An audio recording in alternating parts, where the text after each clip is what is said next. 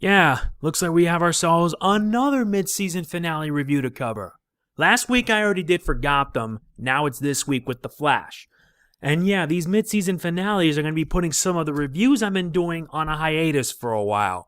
So here's the deal. This is Mega Ben NG, of course. I am going to be reviewing this week's episode of The Flash. It's the mid-season finale episode, Running to Stand Still. I will provide a summary of what it's about, as well as what I liked and disliked about it. So, let's begin. Oh, and I should mention that there are spoilers, so if you don't want to be spoiled, watch the episode first, then come back to the review. Oh, and if you don't like doing these reviews, I apologize. It's just I want to try my best branching out, and this is pretty much it. So let's get started. It's Christmas in Central City, but things are anything but festive. The Weather Wizard breaks out of prison and has brought some friends along for the ride, although one of them decides to go out because he has no interest. At the same time, Joe learns the truth from Iris about a son he never had, causing him to have doubts as well as some conflicting issues. Things only get troubling when Patty decides to enact her revenge against the Weather Wizard for murdering her father. And when the Trickster enacts a plan to kill 100 families with his destructive toys, it forces Barry to make some very tough choices. It's an attack on Christmas, and in the end, one will be forced to make a tough decision. Not much of a summary, but yeah, I saw the episode last night. It was a very good holiday-based episode.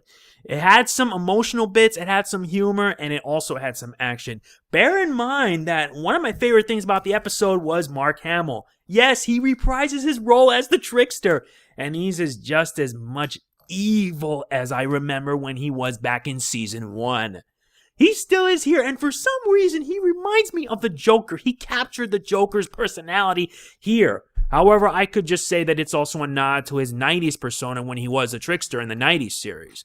But either way, I enjoyed this episode a lot, and there were a few more running plots that have gone in.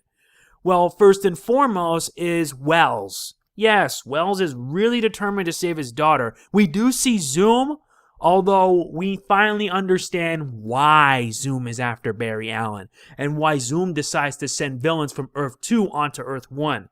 The answer is simple. He wants Barry to get stronger so that when he does, Zoom can siphon away all the speed he has so that he can become the only speedster there is. Oh man, this is bad. And it doesn't help either that at the end of the episode, Wells decides to go through with it and help Zoom in exchange for saving his daughter. Now, to be honest, Wells doesn't have much of a choice. Because with Zoom kidnapping his daughter, he's put in a disadvantage. But unlike the Wells from Earth 1, Wells from Earth 2 is doing it just to make sure his daughter, Jessie Wells, is safe. Now, I don't really know what's going to happen now by this point because this could change the status quo a lot. However, there are also many other things that they changed with the status quo. For example, in the episode, Barry mentioned how he traveled through time to save he traveled back in time to stop the Weather Wizard. And it has ramifications. I wouldn't be surprised if Season 3, basically where the status quo is changed, and how do I put this in the right words? The whole space-time continuum becomes a dilapidated mess due to Barry's actions with messing through time and changing and everything. It'd be crazy.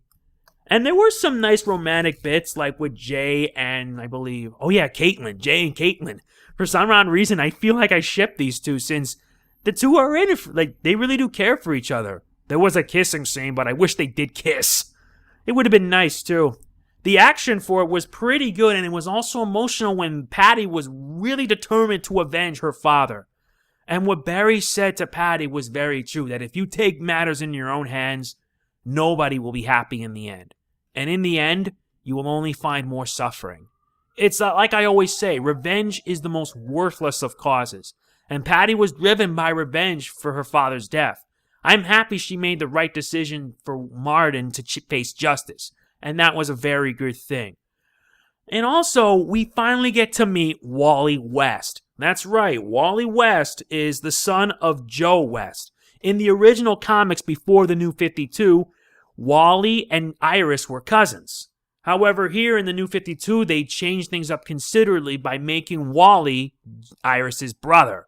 And it's a nice change, and when I saw Wally for the first time, it told me that this would be interesting.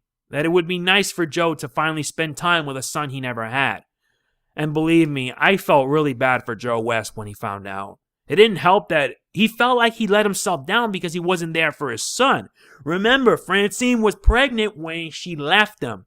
And when the child was born, yeah, it was something. It didn't help that in a few episodes earlier, Iris basically called out Francine over her lies and discovering the truth.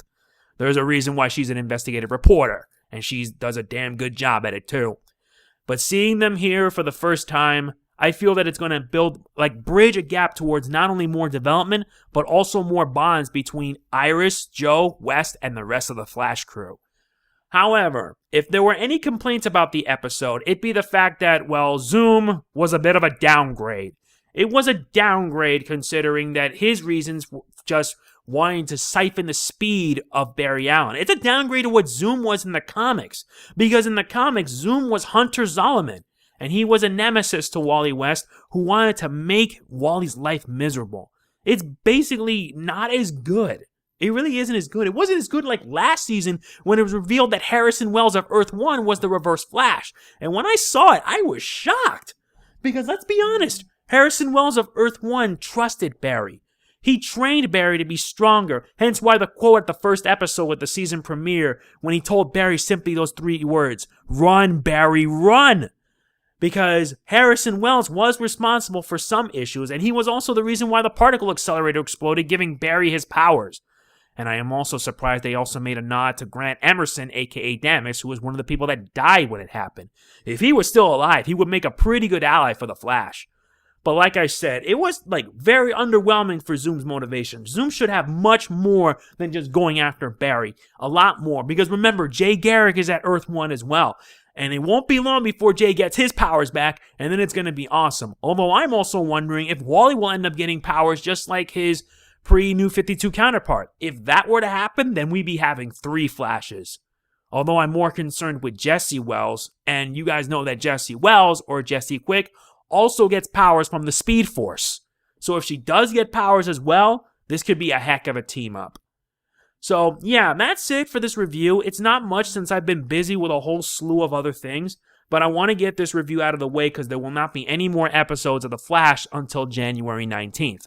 My final verdict for this episode is an 8 out of 10. It is a very strong mid-season finale episode with 1 or 2 letdowns, especially with Zoom, because I felt Zoom's motivations was just terrible. They should get at least some improvement, but it made up for it with some humor. There was some humor in the episode, and it did make me laugh, especially with the Trickster, aka Mark Hamill, which you see on the cover itself. Yes, I am doing this, but since I already have my content ID claims on my previous reviews cleared, I'm good to go. Though if they happen again, I will file like disputes saying it's all fair use. So yeah. What I said was an 8 out of 10. It was a pretty solid episode, some good action, a new character introduction, some new villains made up, like the Weather Wizard, the Trickster, and I'm happy Captain Cove is out, though it's setting up in motion for the Legends of Tomorrow story that's going to be happening in January 21st. I really am hyped for it. So, yeah, 8 out of 10, a very strong episode, and I liked it. So that's it for my Flash review. I hope you all enjoyed it. And to let you guys know, there are not going to be any more reviews until around January 19th for The Flash. I may plan on reviewing Legends of Tomorrow when it comes. And the other reviews for Gotham and TMNT, they're coming on February. They haven't decided on the dates yet, but when they do, I will let you guys know in a future update. So yes, that's about it for my episode review of The Flash mid-season finale. I hope you enjoyed it, and if you did, be sure to hit the like button. It means a lot to me. And if you've seen the episode, please tell me what your thoughts are in the comments, and I look forward to hearing it from you. All right, this is Mega Man NG, signing off. Peace out.